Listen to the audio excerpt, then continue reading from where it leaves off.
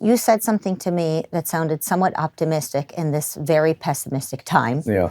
And that is that you think that in a few months, this woke virus is going to become so visible that Americans are going to wake up and things are going to change drastically. What do you mean by that? Correct. I think it's going to fall. I think it is. We can see it falling into ill repute.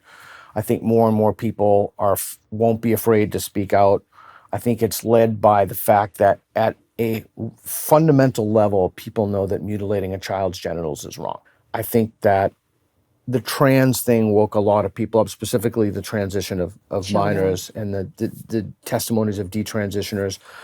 I think that a sufficient mass of people have become canceled or encountered the ideology, which is always interesting, by the way. It's because many people who proposed these ideas and who forwarded them, suddenly they've kind of, quote unquote, seen the light when they're accused of Me Too. I mean, just think about that. Me Too.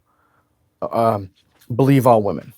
Like, really? All women? You can believe all women. Defund the police. A uniquely idiotic idea. Abolish prisons. A uniquely idiotic idea. So we've been captured by slogans. People are waking up. I mean, Kendi now at BU is basically in disgrace. We've seen what happens at the recent testimony at UPenn and MIT and Harvard. People are slowly waking up. They've seen the divisive aspect of the society. People are talking about a national divorce, which I think is a truly terrible idea.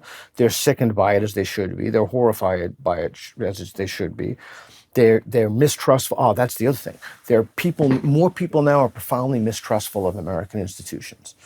So, and that again, I would argue, directly comes from the academy, because we graduate people from the academy who then occupy positions in society, positions of leadership, and they take these really dangerous, divisive ideas with them.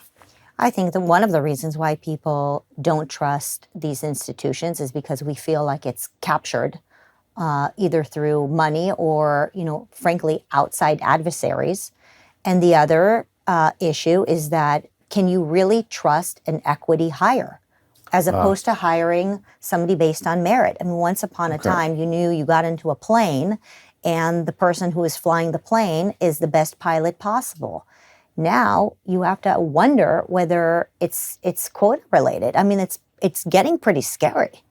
Right. So people don't trust their institutions because they shouldn't trust their institutions, because their institutions are no longer worthy of their trust. The natural consequence to diversity hiring, the natural consequence to hiring someone on the basis of something other than merit, for example, in the aerospace industry, to fly a plane, to be a pilot, it is inevitable that more planes will crash. In surgery, it is inevitable, if you hire somebody not on the basis of merit, but on the basis of some other exogenous characteristic like race or skin color, it is inevitable that people will die.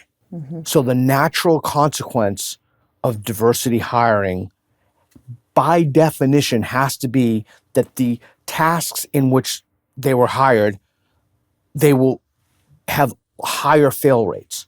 It has to be the case. Now, you can test somebody's belief on this very simply. You can say to them, would you have brain surgery if the person doing the operation didn't achieve that position because of their merit? Now, most people who advocate for this will say yes. Yes, I would undergo that surgery. And I believe them. But if you say to them, if they're a parent, they have to be a parent for this to work. If you say to them, I believe you, you have two choices. You have somebody who achieved they took their boards, they got into medical school of their own merit, and you have someone else who did not. You have someone else from some characteristic, whatever it was, trans status, what have you, they occupied that position. Who would you want to send your son or daughter to? Anybody who tells you it doesn't matter, they're lying to you. Mm-hmm. They're lying to you, because at core, they know it matters. What do you think we do? Do we not send our kids to American colleges anymore? I mean, I know that you guys started a college. Right. But, there are millions of parents around America who are grappling with a very, very current problem. And that is, we have these 16, 17, 18-year-olds who we need to figure out what to do with them.